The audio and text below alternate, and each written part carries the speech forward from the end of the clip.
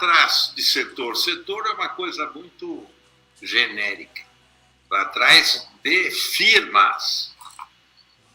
Possivelmente as melhores são dentro dos melhores setores.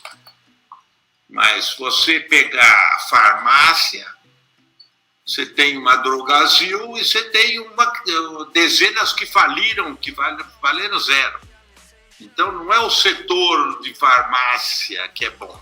Era a Drogasil que era bem tocada, que atingiu múltiplos fabulosos contra outras mal administradas que ruíram.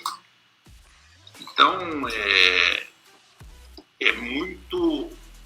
Por exemplo, eu fui comprar um remédio com a minha mulher. E ela demora para vir receita, precisa carimbar receita, não tem aquele remédio, vai ver os descontos e tal. Enquanto nós estávamos esperando, eu expliquei como funciona a farmácia. O aluguel, a farmácia convencional da Drogasil custa R$500 mil para fazer. Você paga aluguel do terreno, gasta R$500 mil, monta aquelas farmacinhas com as prateleiras, deve ter R$1 milhão de estoque lá dentro, e elas têm 5 ou 6 mil dessas pequenas lojinhas, e teoricamente muito fácil de administrar, porque é só mandar abrir a lojinha e manter o estoque. E isso começamos a fazer as contas, dava qualquer número, como a R$2 bilhões, você montava a Drogasil.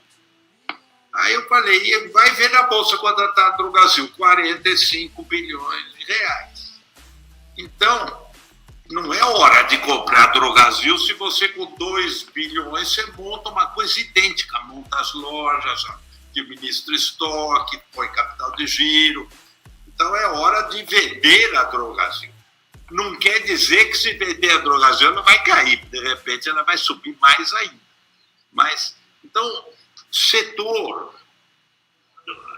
tanto faz, você tem que comprar algo que é bem administrado, de gente séria. E dane-se o setor, porque os setores são cíclicos, o que é ruim hoje vai ficar bom amanhã. Basta a firma ficar de pé que ela se recupera. Exemplos, a Uzi Minas estava liquidada meses atrás, falência, nos falava em Uzi Minas, ela em meses ou em um ano, hoje é um sucesso. E CSN, mesma coisa, estava apertadíssima, mas ela ainda teve a vantagem de uma grande de mina. A Belgo Mineira, nos anos 2000, teve que se liquidar de tudo, não tinha solução, multiplicou por 50 e tantas vezes em dólar. Até aquela época foi a maior alta da Bolsa, depois tiveram outras. Então, escolher companhias individuais, independentes do setor. Eu, principalmente, gosto muito de coisas simples que dê para analisar. Então, para mim, coisas de tecnologia eu não tenho hipótese de analisar. Então, esquece, eu nunca me meti. IPO, nunca me meti em nenhum. O IPO presume que tudo vai andar muito bem daqui para frente. Eles fazem o cálculo do ideal quando vendem. Então é melhor comprar coisa que ninguém quer, que está abandonada, largada, com alguma perspectiva de existência. Algumas não vão acontecer nada, mas basta uma ou duas numa carteira de 10 que você acerta qualquer outro erro das outras companhias. Uma coisa...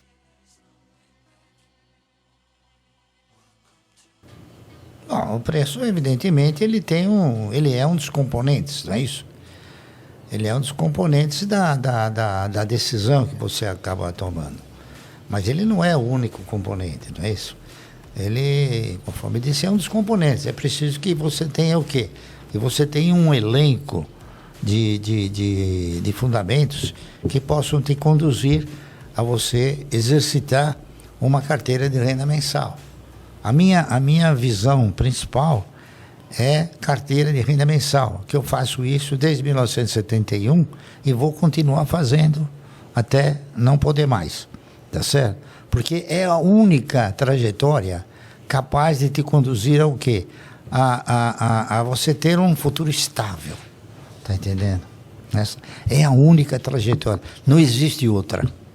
Legal. Agora, Barsi, falando sobre a Bolsa de Valores hoje no Brasil, nós passamos por quem está entrando na Bolsa desde o ano de 2019, pegou uma alta ali muito grande em 2019, em 2020 veio o efeito pandemia, a Bolsa despencou, a gente teve alguns respiros, mas digamos que os investidores perguntam para a gente, e aí André, Carol, o que você acha a Bolsa hoje, no nível que está? Está barata? Qual a sua opinião, Barsi?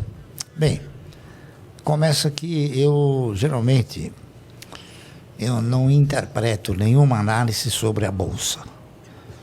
Primeiro porque você não compra e nem vende ações da Bolsa. Você compra ações de empresas. Então, eu me preocupo sim com o desempenho das empresas. E você tem, nesse contexto todo de negociação, você tem boas, mais ou menos, e ruins empresas. O importante é você selecionar as boas e investir. Só que o pessoal interpreta que investir nas ações, investir no mercado, é coisa que talvez possa ser de um ano, né? Não é. O investimento é enquanto a empresa estiver gerando bons resultados. Eu tenho, por exemplo, ações de inúmeras empresas há muitos anos, né? Eu tenho ações do Banco do Brasil que eu comprei a 60 centavos, né? Então o cidadão vai falar, pô, basta matar 36, por que você não vende? Porque não é um bom negócio vender. Ao contrário, tá entendendo? Por quê? Porque o Banco do Brasil me dá sistematicamente dividendos. E o que importa numa carteira de renda mensal não é quanto ela vale, e sim quanto ela te proporciona de recursos. Porque o patrimônio, no meu conceito, ele contempla o ego. Patrimônio. Mas ele não te põe dinheiro no bolso. O que te põe dinheiro no bolso é o dividendo, tá entendendo? Então eu já aprendi e tento mostrar para as pessoas que, por exemplo, os camaradas compram uma ação por 1 e veio 90 centavos, ele não ficou pobre nem perdeu tudo. Houve uma oscilação porque o mercado ele é de renda oscilante, tá correto? Mas o que vale são aqueles recursos que você obtém através do quê? Através da distribuição dos resultados das empresas. Esse é o fator principal.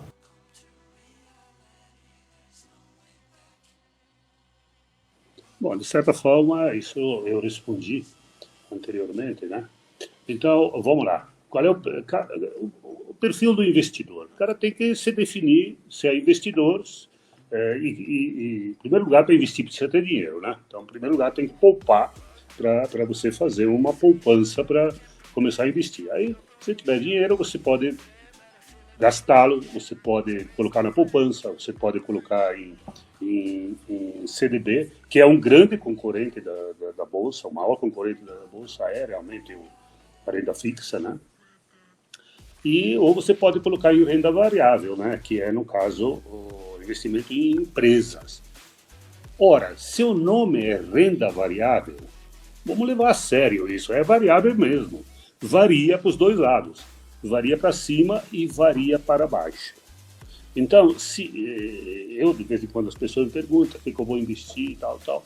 Em primeiro lugar, se o cara tiver data certa para precisar do dinheiro, renda variável não é o lugar. Deixa lá num CDB, onde ele se sentir confortável, mas não na renda variável, porque pode ser na data que ele precisar, o mercado está valendo, o mercado está caindo. Então, se alguém não tiver o perfil de aguentar, e estamos no Brasil, aguentar 50% de queda sem se cortar os pulsos, sem perder o sono, entendeu? A renda variável é a garantia de um futuro feliz. É o que o Barsi falou, né? É a aposentadoria, né? Aposentadoria que no final da história você não vai nem usar, porque é tanta, o dinheiro se multiplica tanto e tal, e passa a ser tão gostoso ver esse dinheiro crescendo, né? que você vai ficar, você vai comprar a felicidade aqui que não existe. O cara vai ficar feliz, maravilhoso e tal, com endividado, né? Então, quer dizer, está garantindo uma aposentadoria, um futuro mais tranquilo, né? Então, se não tiver o perfil de investidor de renda variável, em que tem que aceitar uns trancos que vão acontecer e fatalmente são seguidos, né? Nós precisamos ir longe. Em março de 2020, o sino tocou 6 vezes, 8 vezes no mês, que o mercado caiu mais de 10% ao dia. Não é ao mês e não é ao ano. Então, quem naquele momento se apavorou e vendeu, pagou a conta de quem ficou. Esta que é a verdade, né? Então, nada substitui o investimento constante e aguenta que passa. As quedas que virão, e elas vão passar, e o mercado sempre se supera, né? A próxima alta vai ser maior do que a anterior. Só que precisa estar lá, né? Você não pode sair quando está em baixa. Então, primeira coisa, não saia em baixa. Segunda coisa, invista esperando que vai ter emoção. Tanto você não ficou rico porque o mercado subiu 5% no dia, e também você não ficou pobre porque o mercado caiu 10%. Porque se você não comprou e não vendeu, você está lá, né? E o mercado volta. Então, sangue frio. Não aguenta os trancos que o futuro prova. Isso todos os grandes investidores do mundo, isso não é no Brasil, isso não vamos ser exceção, eles são de investimento constante e aguentam o tranco. Essa é a minha mensagem para a turma que vai entrar, eventualmente ver 100 mil reais virar 60, virar 80 e tal, e ficar louco. Não fica, não. Se tiver mais uns truquinhos lá, põe que você vai comprar um produto em promoção. Essa é a minha maneira de pensar.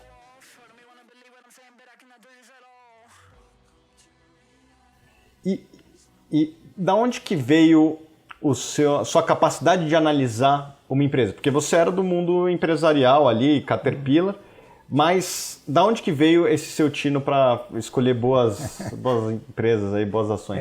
Eu nem sei se tem esse tino todo, mas eu diria que é o contrário. Veio de não ter vindo lá de dentro. Então eu não tinha muitas das restrições que os analistas acabam tendo. Na verdade, eu acho que a negociação, ela só é importante, quer dizer, olhar para o mercado de capitais, olhar para a bolsa, olhar para só é importante para você medir se é bom para entrar ou bom para sair, só para isso. Tá certo? O que vale na vida é a empresa. É a empresa, o que ela faz, o produto. Então é isso, é muito mais. Eu fiz engenharia de produção e sempre gostei dessas coisas. Então era muito mais a análise do que é a indústria, do que é a empresa em relação ao mundo, do que o mercado financeiro pensa sobre aquela empresa. Então isso nos dá chance, às vezes, de pensar diferente. E outra coisa também que é muito importante, talvez a gente tenha sido o primeiro investidor no Brasil cujo funding era uma companhia aberta. Portanto, uma companhia aberta é como o Berkshire Hathaway. Não adianta eu querer resgatar minhas cotas da Berkshire Hathaway, porque não tem cota para resgatar. Se você quiser, você vende sua ação para um outro. Tá certo? Seu Warren Buffett, ele pode fazer qualquer coisa dele pensando em 100 anos. Por que não? Porque quem está lá é obrigado a ficar. Tá certo? Se quiser, pode resgatar para outro. Então, isso nos deu uma vantagem competitiva, porque eu percebi o seguinte: o mercado hoje já está mais evoluído, mas no começo muito mais do que hoje. As pessoas eram empurradas pelos investidores que queriam vender quando tudo estava mal e comprar quando tudo estava bem. Então eles faziam tudo ao contrário do que devia ser feito. Então na hora que tudo está mal, que é a hora de comprar, os caras queriam vender. E na hora que tudo estava bem, que é a hora de vender, eles queriam comprar. Então é isso, a gente estava num mundo, e eu não culpo os gestores, coitados, eles são vítimas disso. Eles são vítimas. Eu me lembro que quando eu comecei, eu tinha uma sociedade com a Rio Bravo para fazer renda variável. E a gente foi tentar muito captar nos Estados Unidos. E alguns investidores que a gente visitava, a gente falava sobre as regras do fundo, que eram prazo de resgate de 60 dias, não sei o quê, umas coisas assim. E falava sobre os objetivos de longo prazo. E alguns americanos me respondiam o seguinte: você está brincando que você tem objetivo de longo prazo com 60 dias de prazo de resgate? Tudo é curtíssimo prazo. Eu falei, olha, 60 dias no Brasil é longuíssimo prazo. É longuíssimo. Então, realmente, precisa mudar a mentalidade das pessoas. E não ter resgate é a situação ideal, que é o que a Bahia mantinha.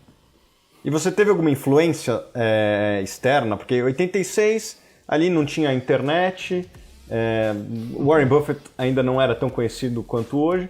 Quem que te influenciou ali? Eu fui me encontrando com as pessoas. Para você ter uma ideia, as palavras que hoje são normais, governança, elas na verdade nem existiam naquela época, elas foram sendo criadas. Então eu diria assim, gente que me influenciou bastante, o pessoal da Dino, Bruno Rocha, não sei o quê. Também, mas na verdade eu comecei antes deles, fazendo essas coisas aqui. Eles eram uma gestora, exatamente. Mas a gente foi se encontrando. Na verdade, gente que pensava meio parecido começou a se encontrar. Eu fui do Conselho da TARPA uma época. Começou a se encontrar muita gente porque tinha esse sentido do longo prazo, coisa que na Bolsa Brasileira, primeiro que o Brasil não tem costume de renda variável. Até hoje é uma coisa assim um pouco exótica. Então, certamente haverá muito mais no futuro do que existe hoje. E quanto mais pensar em renda variável para longo prazo. As pessoas pensavam que renda variável era um negócio assim meio bilhete da loteria. Que ou dá certo ou dá errado, e vale a cor do papel. E onde